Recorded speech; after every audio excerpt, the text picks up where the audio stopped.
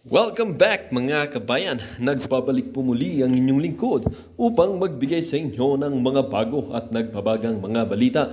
Tila ba naging mainit na usapin ang isyong ito sa mundo ng social media? Congressman Rodante Marcoleta pinigilan ni Tambaloslos na magtanong sa plenaryo na naganap ngayong araw. Congressman Saldico at mga tiwaling Kongreso ay isa nga talagang mga kahihiyan. Dito nga natin makikita mga kaibigan na ayaw talaga ng Kongresong ito or ng House of Representatives na pagsalitaan itong si Marcoleta dahil alam nila na kukontra ito sa kanilang mga kagustuhan at maibubulgar ang kanilang mga tiwaling or mga katiwalian, kabalbalan at karantarantaduhan na ginagawa sa loob mismo ng Kongreso. Kaya hindi na lang mapigilan itong si Rodante Marcoleta na mag-init dito sa plenaryo na nangyari ngayong araw. Kaya ibig sabihin na lang mga kaibigan, dito natin makikita na tunay ngang si Marcoleta ang dapat na mamuno dito sa Kongreso at hindi ang mga tiwaling or mga katiwaliang mga congressman na ito na tila ba sariling interes lamang ang kanilang iniisip. Ito namang si Saldico at itong si Tambaloslos Romualdez ay tunay ngang napahiya dito sa kanilang ginawang katarantaduhan at kabalbalan na pinigilan na magsalita ang isang kongresista na meron namang karapatan ayon sa ating saligang batas na hindi naman po masama ang magtanong. Kaya mga kaibigan, ito po ay isang warning sa atin na tayo po ay maging wise sa ating pagpili at pagboto ng ating mga liderato na mamumuno sa atin dahil ang ekonomiya ng Pilipinas at ang future o ang kinabukasan ng bawat mamamayan dito o ang kinabukasan ng ating bansa ay nasa kanilang mga balikat. Kaya kailangan natin ng tunay na lider na may integridad at tunay na may malasakit sa pagsisilbi dahil dito natin makikita ang pag-unlad ng ating ekonomiya, ng tayong mga mamamayan at pati na rin ng ekonomiya. Well, para nga sa kabuang detalye ay panoorin na lamang ang buong video at kung bago ka pa lamang sa ating channel ay huwag kakalimutang mag-subscribe, pindutin ang notification bell at piliin ang all upang laging maging updated sa mga bago at nagbabagang mga balita. At sa mga solid viewers naman natin dyan, maraming salamat naman po sa patuloy na pagtangkilik sa ating channel. Tuloy-tuloy lang po ang laban para sa katotohanan at para na rin sa kinabukasan ng ating pinakamamahal na bansang Pilipinas. Huwag din pong kakalimutang mag-iwan ng like at i-share ang ating mga videos. At kung meron ka namang pong hinaing, ang ating comment section ay bukas para sa inyong mga opinyon. Muli po maraming salamat and may God continue to bless our country, the Philippines. And may God also protect us from this, what we call devil of a leaders.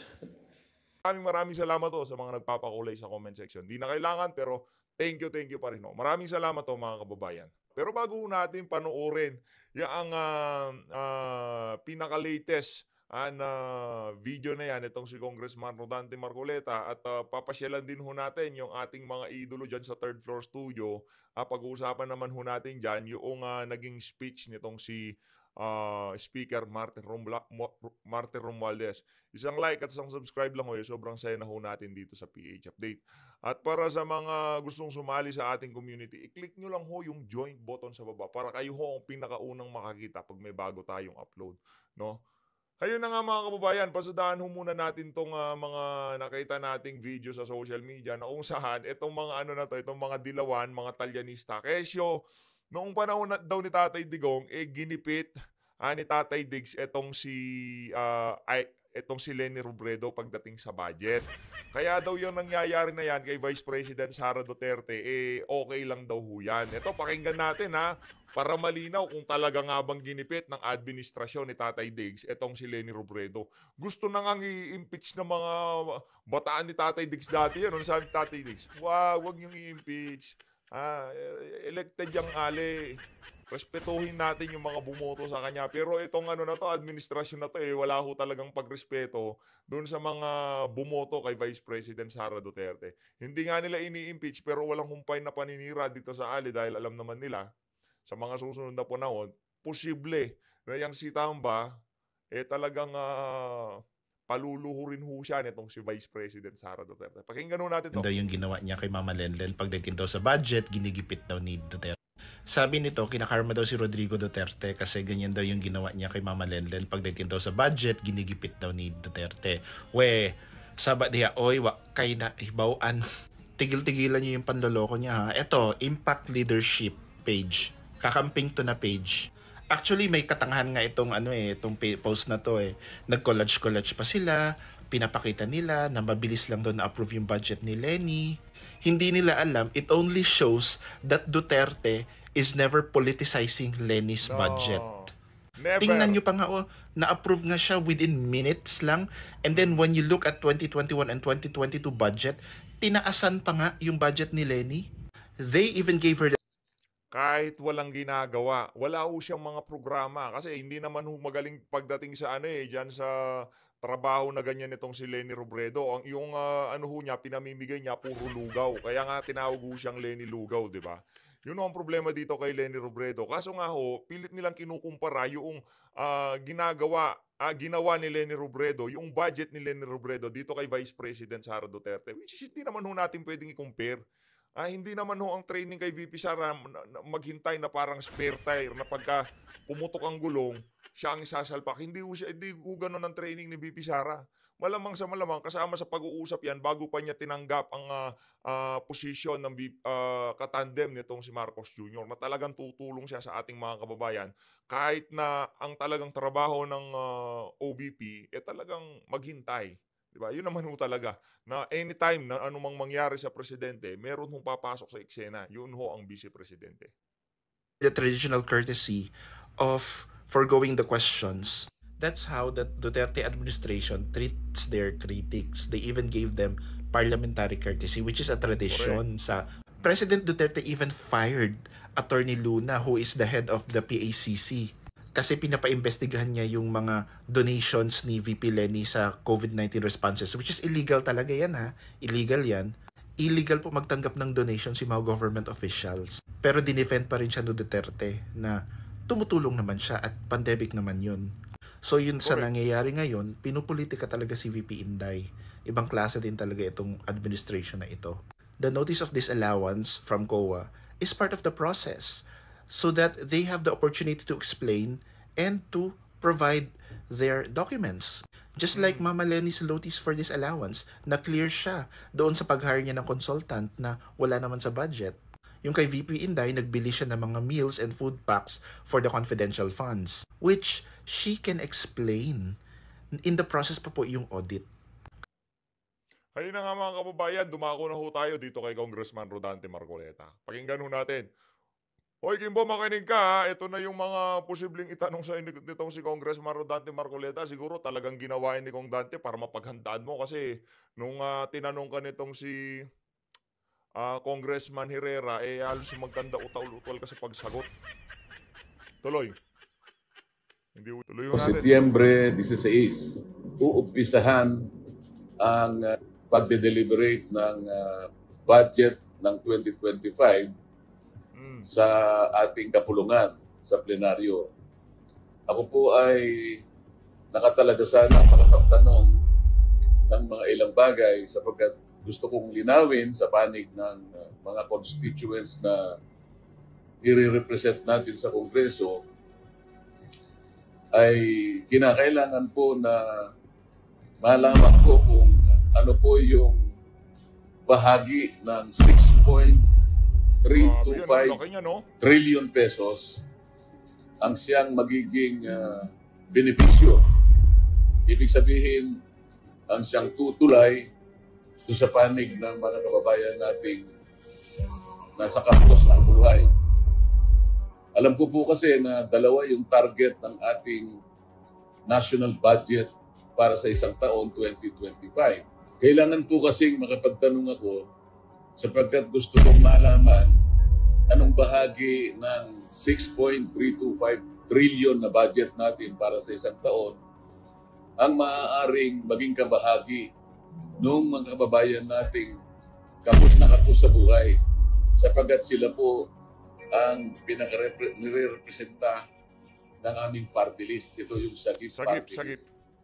1-digit inflation o 9-digit poverty incidence. Nangangahulugan po talagang mababawasan ang mahihirap. Ngunit Dahil nga po sa wala namang gumagawa, walang nagsisimula para gawin, mananatili po mahirap yung mahirap. Advice lang ha doon sa mga nag-i-edit ng video nitong si Kong Dante. Mas mainam, wala nang maraming dramatic sound effect na ganyan. Mas maiintindihan si Kong Dante.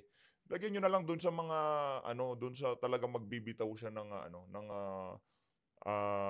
niya, mga puntos niya. Hindi yung every time na lang nagsasalta bumibira, no. Advice lang ho para mas maintindihan siya kasi medyo magulo yung audio. Isa na naman pong tradisyon ang mukhang ayaw po nilang pahalagahan. Sapagkat ngayon lang po ako makakakita uli ng isang pagkakataon na yung pong miyembro ng majority, katulad ko, hindi na pwedeng magtanong. Puro lang po yung miyembro ng minority. Hindi po ganun ang tradisyon namin eh. Ang tradisyon namin, mauuna lamang pong magtanong yung minority. Pagkatapos, kasunod na naman ang majority, maging alternate na po yun. Hanggang maubos na yung minority dahil po konti lang sila. Kami ng majority ngayon, ang pwede nang magtanong sa lahat ng ahensya. Ngunit hindi po tayo pinayagan, wala po akong magagawa. Ang akin lamang sanang pagtatanong ay nakatuon lamang do sa tinatawag na general. Grabe naman yun. Para lang po yung tono ng pagdideliberate ng budget ay mailagay natin sa wastong perspektiba. Ngunit kagaya nga po ng aking ipinaliliwanag, ayaw na po nila kaming magtanong sapagkat ang tangi nilang layunin ay tapusin kagad ang deliberation ng budget sa plenaryo sa lalong madaling panahon. Ako po'y nalulungkot sapagkat hindi po mabilisan ang pinag-uusapan natin. Ang pinag-uusapan natin, makilala natin, makilatis natin, maintindihan natin, may paliwanag natin sa mga tao na sila yung beneficiaryo nitong isang napakalaking cheque na ito na ang kanyang katapat na halaga ay 6.325 trillion. Saan Grabe, laki gagamitin ho ang cheque ito? Kailangan kasing masagot ng diretsahan at nang walang pag-aalinlangan. Diyan sa budget, isang checking napakalaki ang halaga. Ilang kababayan nating mahihirap ang mababawas natin sa kanilang bilang.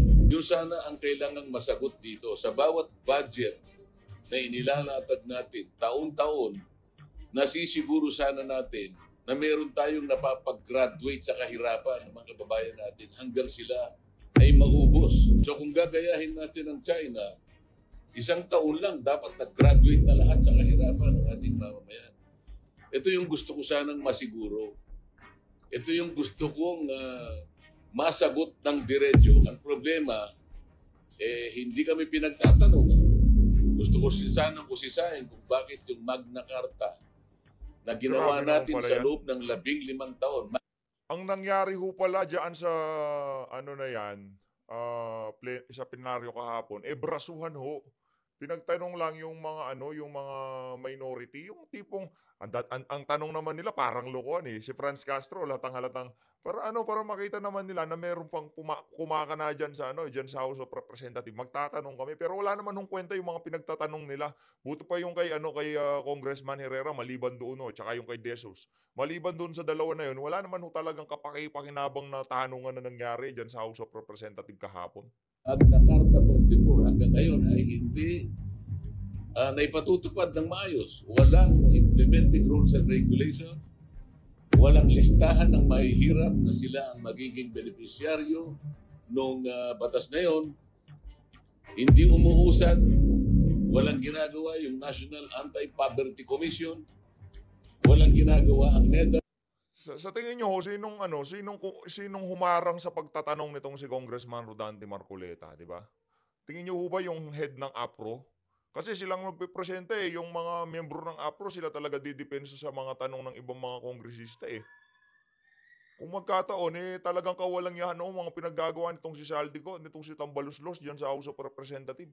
Yan ho ang patunay na yung sinabi nitong si Vice President Sara Duterte na dalawa lang ho talaga ang may control sa budget ng sambayan ng Pilipino. Congressman ho yan, hindi pinagtanong. Para yung listahan na yon ay makuha natin.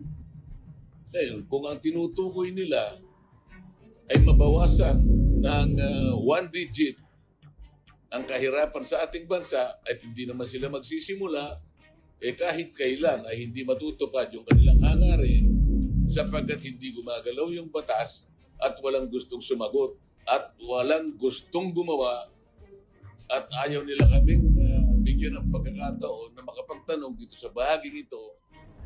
Ngayong napaka-importante nito sapagkat ang kinakatawan nga natin ay yung mga mahihirap na kababayan dito sa ating bansa. Maraming salamat po at manatili tayong malakas. Hay na nga mga kababayan, yun ho ang naging mensahe nitong si Congressman Rodante Marcoleta. Ang gaganda pa naman ng mga puntos niya. Dapat pinagtanong ho siya ng nitong apuro kahapon, no? Itong si Kimbo. Di na ho siya pinahintulutan, di ho natin maintindihan. Siguro talagang kontrolado ho nitong mga nag-aaring uri ngayon dyan sa House of Representatives. Yung kung paano magpo-flow yung budget deliberation dyan sa plenaryo, no? Ito mga kababayan, pakinggan ho natin, third floor studio, palakpakan ho muna natin. At itong si Congressman Rodante Marcoleta. Game. Ng bayan na ang budget ng Pilipinas ay nagagastos ng tama. At yun din ang sinabi ni Oo. Speaker Martin Romualdez Oo. na actually binanggit niya nga rin yung bago tayo magkimbo, sorry. Oo. Kasi yun din ang linya Sige. naman sa opening ni Speaker eh. Dahil nasa plenaryo na nga yung budget ng kabuuang budget ng pamahalaan, di ba? Ang sabi niya, yung transparency, accountability.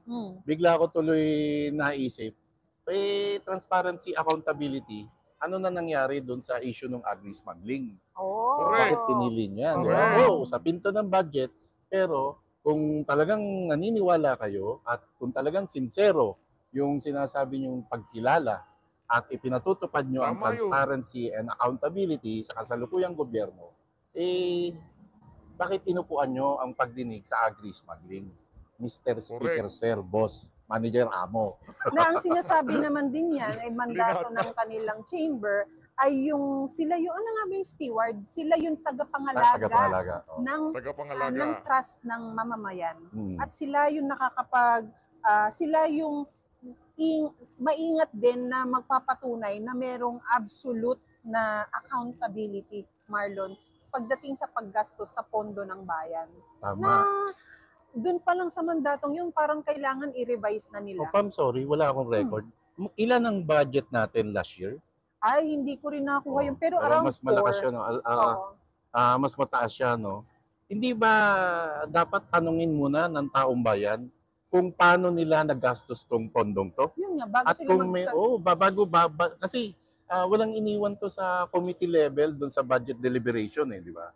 Giging-gigi kayo, nangangati kayo sa pag-usisa kung saan ginamit ni Vice President Sara Duterte yung pondo niya bilang DepEd Secretary at pondo niya sa Office of the Vice President. Hindi ba marapat lamang at dapat lamang na malaman din ng taong bayan kung saan napunta yung saan naubos yung nakaraang budget na 5.768 trillion. 5.766 trillion, di ba? Na saan napunta to at may nakita ba talaga tayong hard project? Wala tayong nakitang proyekto, Pam. Wala.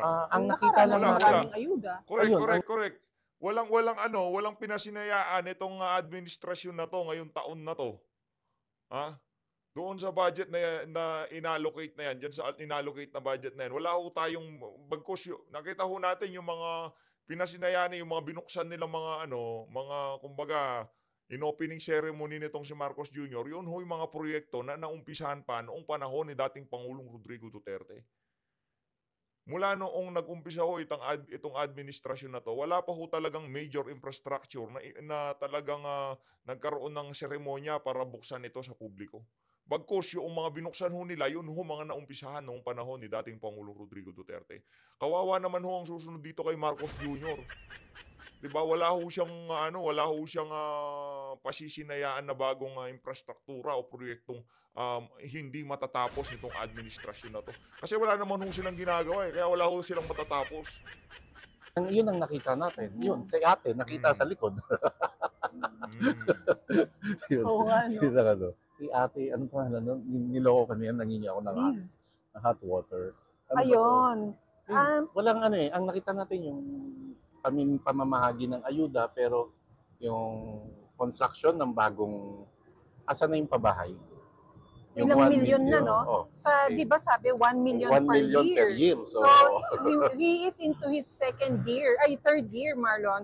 We should be seeing, sige, kung 3 million. medley, ibigay na natin 2 yung million. first pero year, dapat kauupo tuloy-tuloy mo. na yung construction. Oo, di ba? kauupo mo ng first year. Sige, ibigay na natin na meron ka somehow na 1.8 million houses built already. Sa Nasaan? 3 years, meron, no? meron Halos ba? kalahati na lang ng 3 taon dun sa Oo. 1 million per year. Dapat kahit paano With meron ka na 1.5. consideration yan ng mga tao. Na, And- sige, baka hindi lahat And nagawa. anong sani? Bakit may delay? Diba? Hindi naman tayo nagkaroon ng pandemic. Diba? Pero yun nga, Marlon, ang medyo nakakabuisit. Kasi sa deliberation ni Estela Kimbo, lagi niyang sinasabi na since we're still bouncing back from the pandemic, Correct. Pilipinas na lang. Yun yung kinabubisit ko pagka every time na maririnig ko, lahat ng bansa nagbukas na. Wala na ho. Wala na. Sa ibang bansa, wala na ang pandemic. Wala na. Yung naging epekto ng pandemic, siguro meron pang mga 85 to 95% baka naka-recover na. Halos hindi mo na naramdam na nagka-pandemic sa iba't ibang mga karatig bansa natin. Tayo na lang dito sa Pilipinas na ginagawa nating excuse yung pandemic na yan sa ating mga kapalpakan, sa mga kapalpakan ng pamahalaan. Ha? Sa napakabagal na pag-usad nitong pamahalaan na to. Ano ang kanilang excuse? Recovery from pandemic. Anak ng towa. Kimbo naman, ano ba yan? Yata ang gumagamit ngayon ng excuse na yan na we are still recovering from the pandemic. Etong mga to, ang lalakas ng loob gamitin yung salitang pandemya. Pero pag hinahanapan nila ng pondo, yung nakalipas na Duterte administration, baliwala sa kanila. Hanggang doon sa deliberation, sa interpolation ni Congressman De Jesus, pagkakaalam ko, naikumpara pa pinagmalaki pa ni... Correct. Pinagmalaki pa Kimbo. ni Stella Kimbo na mas mataas di hamak yung nagastos sa pondo ng Duterte administration kumpara sa kasalukuyang administrasyon. Wag nating kalimutan, kaya mataas po yun, unang-una, 6 na taon yun.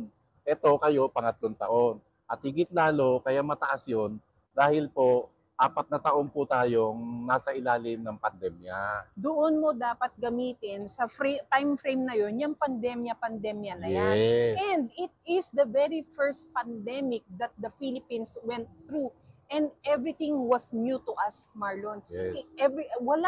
Walang alam ikilos ang gobyerno kung paano i-handle to. Dahil who would have thought na magkakaroon ng pandemya, di ba? Yes. At dapat na-appreciate natin ang Duterte administration doon. Na-handle ng maayos ng isang Rodrigo Roa Duterte Oo. ang pandemya. Ngayon, Marlon, knock on wood, ngayon magka-pandemya, Marlon, baka nilayasan na tayo ng gobyerno.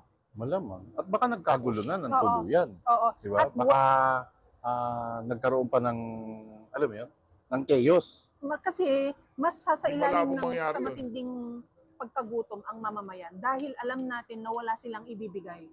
Sa ugali nilang yan, wala silang ibibigay. Pero sa kabila nung may pandemic tayo, wag natin kakalimutan nagpatuloy yung build project Yes. ng BBM, samantalang ngayon, BBM? ng Duterte administration, sorry, pamali-mali ka politikasyon. Anyway, pinagpatuloy yung BBM, yung build. Ulit-ulit. Sir, nangyayari ba para sa... Anong nangyayari, sir? Ba't para sumasablay ho atata? Ito naman si Boss Amo Nangyayari! Pumapalya. Hindi, pero mahusay ho yan. Mahusay yung mama na yan. Tsaka mabait yan. Pinagpatuloy yung build project ng Duterte administration. Oo. Pero ngayon, magtatatlong taon na, wala pa tayong nararamdaman na hard project mula sa Marcos administration. Correct. Diba? Yun na lang, Marlon, yung bago ka makapangutang ulit sa susunod na taon na budget, Marlon, ano muna ang pumasok sa mga pledges na inilarga mo sa kung saang bansa? Ano yan may notes ako niyan, ang dami niyan. Asa na ngayon yung mga pinagmamalaki yung pledges? Naku po, yan Diba? ang sinasabi And natin. sana, Nasaan yung mga yung pledges pledges na yan ang sumasalo ngayon kaysa umutang ulit tayo. Yun. Tama, Diba? Marlon. Medyo tama ka dyan. Maraming tama ka dyan. Kasi dito sa sa sinasabi nilang budget natin na hinihingi for 2025 na amounting to 6.352 trillion, Ang projected revenue lang dyan, Marlon, ay 4.644 trillion. So, meron kang malaking inutang, pero ang projection mo, ganito lang ang kikitain. Doon pa lang, Marlon, makikita mo na meron kang deficit na almost Correct. 1.5 trillion. Ano ang Naging issue deficit? din Para ho sa yan. mas malinaw na pagpapaliwanag, ang deficit ay yung mas sobra ang ginagasta mo kesa sa kinikita mo. Okay, Mm. para sa layman's term, Yung mga nagka-calorie deficit, naiintindihan mo. Si Madam Pam parang pumayat na siguro nagka-calorie deficit yan. bakit mo yayakapin yung hindi mo naman kayang Oh. yakapin? Yun Diba? ang Correct. sinasabi ko Gastos sa'yo. ka ng sobra-sobra, wala ka naman palang pera. Yun yung mabigat, Pam. And Tapos, yung Yun ang deficit, Yun ang pinakapangit talaga, sa totoo lang. Kahit sa totoong buhay, huwag mo yayakapin, hindi mo kaya. Doon ka lang sa doon ka lang sa kaya mo. Pagka hindi mo kaya, huwag mo yayakapin. Yun lang ho yun. Itong administrasyon na to, grabe. Ako namang pilit ko kung iniintindi itong administrasyon na to, sa totoo lang. Kasi naiintindihan ho natin na malapit na ang 2025 midterm election. At ang bulk ng pondo na yan, ng budget na yan, aminin man nila sa hindi, laki na naka-allocate para sa ayuda, di ba? Gagamitin ho yun para maipanalo ang ticket ng administrasyon, ang mga ticket nila sa Senado. Yun ho yun. At yung iba pa, sa local pa, yung kanilang mga congressman, yung kanilang mga gobernador, sali ba gobernador o mga mayor nila. Oh. Kaya talaga kailangan malaki-laking pondo ang ready ho nila diyan. Magpapakawala ho ng sako-sakong pera itong administrasyon na to sa susunod na election. Mark my word. Ayun na nga mga kababayan, dito na tuloy natin ng konti. Tuloy ho natin. deficit na yan, Marlon, Bitin tayo, bitin. wala kang pagkukunang economic activity dahil wala ngang pumapasok na investors. Unang-unang dahilan bakit lumabas ang mga investor na nandito. Sabihin natin, ang Google wala na sa Pilipinas. Ang Google ay bumalik Saklap na nun. Singapore. ang saklap nun, Oo. di ba? Bakit? Kung yan naman dadalhin mo ang iyong bansa sa bingid ng Bang, bang, bang. beng beng beng, Oo, di ba? bakit ako mananatili dito bilang foreigner sa bansang ito na magkakaputukan pala? Ang gusto ko lang ay Magtrabaho, magnegosyo. magnegosyo. Hindi Diba? para maipit ako sa anumang sigalo Yes, ng dalawang Correct. higanting bansa na nagtataka rin sila, malamang, bakit nagpapaalipin tong kakarampot na bansang Pilipinas? yes, ako ngayon, bago pa ako maipit, go rebels na ako sa kung saan. Diba? Babu na, babu. Babu. Pam, ito yung Hmm. naka 24 trips ang Marcos Jr.